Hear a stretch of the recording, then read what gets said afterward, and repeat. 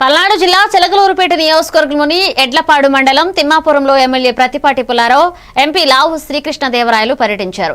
ఈ సందర్భంగా పట్టాదారు పాస్ పుస్తకాలను పంపిణీ చేసి పలు అభివృద్ధి పనులకు శంకుస్థాపనలు, ప్రారంభోత్సవాలు చేశారు. ప్రజల ఆస్తులను కబళించే ప్రయత్నాలే జగన్ కు 11 స్థానాలను పరిమితం చేశాయని మాజీ మంత్రి ప్రతిపాటి పుల్లారావు విమర్శించారు.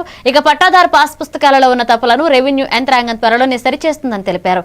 గ్రామంలో 25 లక్షలతో శ్మశాన వాటిక స్థలం కొనుగోలు చేసి మరో 30 లక్షలతో అభివృద్ధి చేయనున్నట్లుగా వెల్లడించారు. 5 లక్షలతో ఏర్పాటు చేసిన త్రాగునీటి పథకం ప్రజలకు అందుబాటులోకి రావడం సంతోషకరమన్నారు. గ్రామాభివృద్ధిలో గ్రామస్తుల ఐక్యత చూసి ముచ్చటేస్తుందని ఎంపీ లావు శ్రీకృష్ణదేవరాయలు తెలిపారు. గ్రామాభివృద్ధికి అవసరమైన సహాయ సహకారాలు ఎప్పుడూ ముందుండి అందిస్తానని ఆయన భరోసా ఇచ్చారు. అభివృద్ధి కార్యక్రమాలు ప్రభుత్వ సహాయంతో పాటు ప్రైవేటుగా కూడా వ్యక్తిగతంగా సొంత నిధులు వెచ్చించి ఈరోజు ఎస్సీ కాలనీలో దళితవాడలో మంచినీళ్ళకి ఇబ్బంది పడుతున్నారని ఒక RO plant giving back to the society.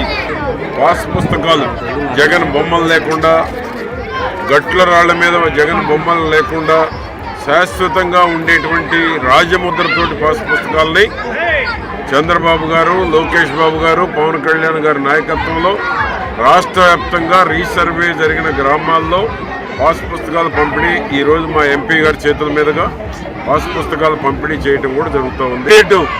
స్పందించి చిలకలూరుపేట నియోజకవర్గ అభివృద్ధికి ముద్దన సాంబశివరావు గారు, అదేవిధంగా మా గొడ్డపాటి సాంబశివరావు గారి సహకారం ఈ గ్రామంతో పాటు ఈ నియోజకవర్గంలో ఏది అవసరమైనా అటు ముద్దన సాంబశివరావు గారు, ఇటు గొడ్డపాటి సాంబశివరావు గారు పూర్తి సహాయ సహకారాలని అందిస్తున్నారని తెలియజేస్తా ఉన్నా. ఈరోజు ఇన్ని అభివృద్ధి కార్యక్రమాలు జరిగినందుకు గ్రామస్తులందరికీ